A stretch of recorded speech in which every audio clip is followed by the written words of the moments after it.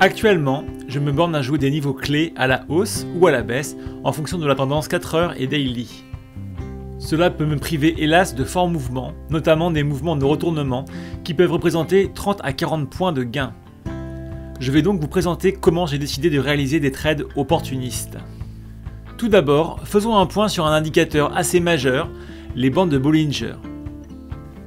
Elles représentent l'écart type autour d'une moyenne mobile, par défaut c'est souvent la MA20.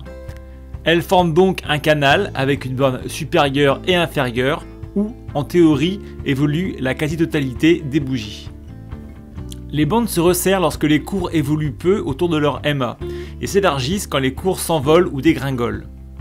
Comme la bourse a horreur du calme, un resserrement est le prémisse d'un gros mouvement à la hausse comme à la baisse.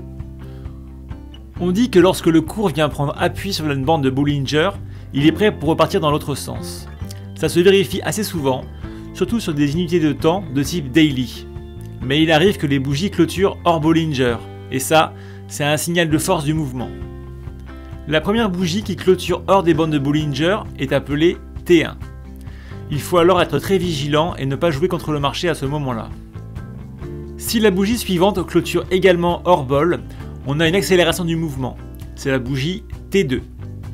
La bougie T2 entraîne très fréquemment une T3, troisième bougie hors bol, signe que le mouvement qui vient de se déclencher est très puissant.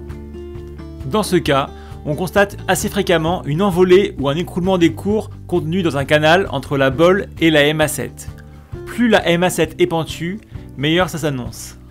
Même si les signaux sur l'IT 5 minutes sont beaucoup moins certains qu'en 4 heures ou en daily, on peut partir de l'hypothèse que, si les bandes de Bollinger 5 minutes sont resserrées, que la MA7 est au-dessus de la MA20 à la hausse ou en dessous de sa MA20 à la baisse, que la MA7 est orientée dans le sens du mouvement et que l'on a deux bougies consécutives hors bol, on tient alors une opportunité de gagner quelques points. Je parle alors de trade opportuniste pariant sur le fait que l'on va avoir un T3. La tendance est renforcée lorsque l'on a un départ du mouvement qui se fait depuis la bol opposée. Ce trade est assez risqué. Il ne faut donc pas accepter plus de 10 points de stop. Si le T3 ne se produit pas, il faut envisager de sortir du trade au mieux. Il ne faut pas prendre de trade opportuniste à moins de 10 points d'un niveau clé.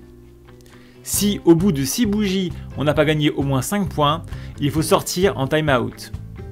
Sauf très bonne raison, dès que l'on a atteint un niveau clé, on sort. Si le cours enfonce sa MA7, on sort. Il faut considérer ce trade comme un bonus, une opportunité de rentrer dans des grands mouvements brutaux. Ce type de trade doit être assez rare. En effet, après backtesting, il y a quand même pas mal de faux signaux, surtout sur une unité 5 minutes. Cela dit, 100% des grands mouvements se sont passés comme ça.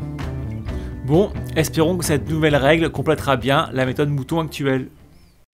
Abonne-toi!